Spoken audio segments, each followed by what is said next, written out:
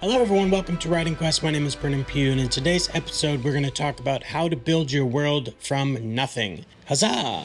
Alright, so there you are. You want to write a story. You have no idea where to start, but you have just the smallest of inkling of something, maybe. But for the most part, you're just super stuck. Maybe you've never done it before, or maybe you've done it a bunch of times, but you have no idea where to start with this new story. In this video, I'm going to show you a few ways on how to start from the beginning and get yourself a very solid idea to start outlining a story from. Here we go. Number one, start with what you know. So start with the things that you already know, the stories that you love, pick your favorite stories. So for me, when I was starting out kind of creating the world that I was creating, the things that came to mind were Lord of the Rings, Aragon, Star Wars, and like Avatar: The Last Airbender. Like those were the things that really came to me. And so I just started kind of thinking through, like, what about those stories do I love? What's my favorite things about them? Is it the world building? Is it the magic? Is it the characters? Is it the powers that certain people have? Is it their storylines?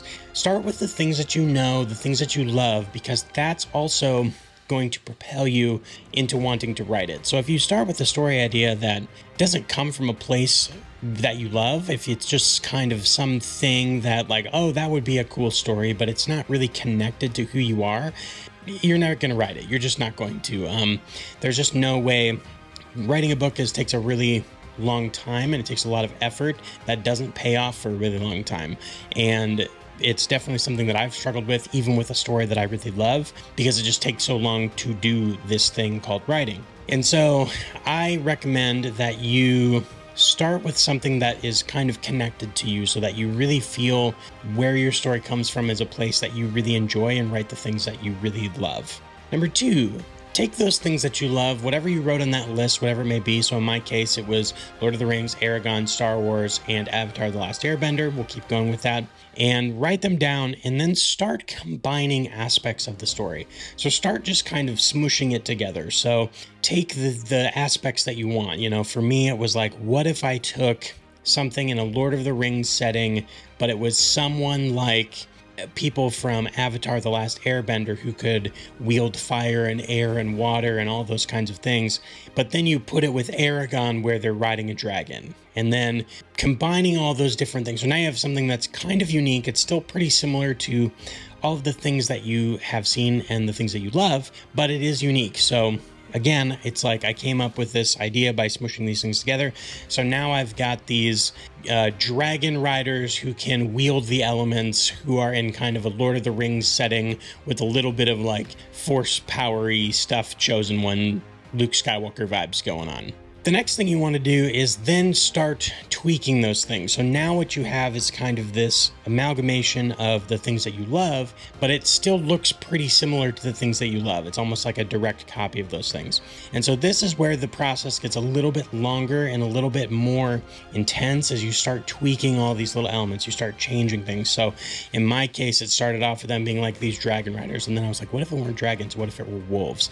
And then I said, what if you have these elemental, benders working with fire and water and all this stuff, but it's connected to their bond with their wolf, and then they kind of put them in these Jedi-like groups, so they're kind of these Jedi figures in the world, but they have to actually work together in these little, groups of four, so that all the elements are represented.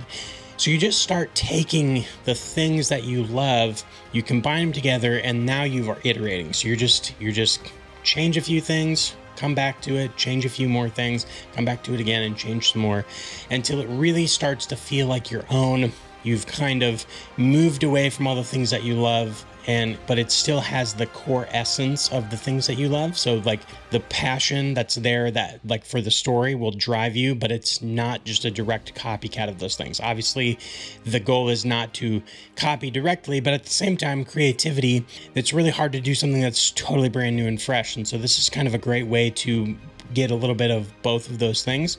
And so iterate until you have something that is both unique and has some of the core elements of the things that you love.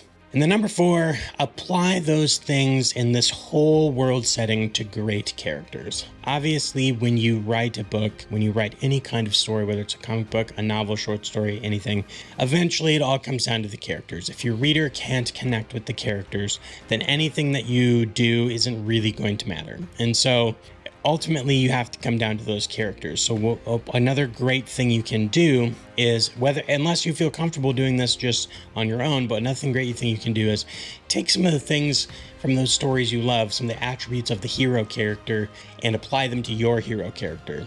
Some of the storylines from the hero characters and apply them to your hero characters. Some of the stuff from the villains, and you just start grabbing those pieces and you place them on your characters, and then do the same thing, and then start iterating and iterating and iterating, finding the internal conflict for your characters, figuring out, the different things where the characters intersect and the conflict arises. So ultimately, you can have the greatest idea for an awesome world building scenario. Everything is super unique and fun and awesome, and you can be really passionate about that. But at the end of the day, if you can't apply it to great characters, it's just not going to work.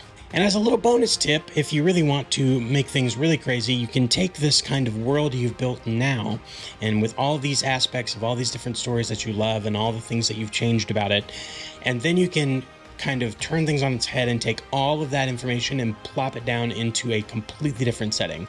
So in this particular instance, if I have these Wolf Rider, Jedi, air-bending, fire-bending, Lord of the Rings people, and I plop them down into a cyberpunk setting, that would totally change the feel and the vibe of the story while still maintaining the essence of why I think it's really great. So that's kind of a bonus one for you, to take everything that you love and all these things that you've created and put them into a setting that is totally out of left field and totally different. Thanks so much for watching this episode of Writing Quest. It really means a lot to me. Make sure to hit that like button, share, subscribe, all those kinds of things. Put some comments down below. This is one I really feel like we could talk about. I feel like everyone has a lot of different ideas about world building and character creation. So make sure you put those comments down below and let's talk about it. And I will see you next time on Writing Quest. Huzzah!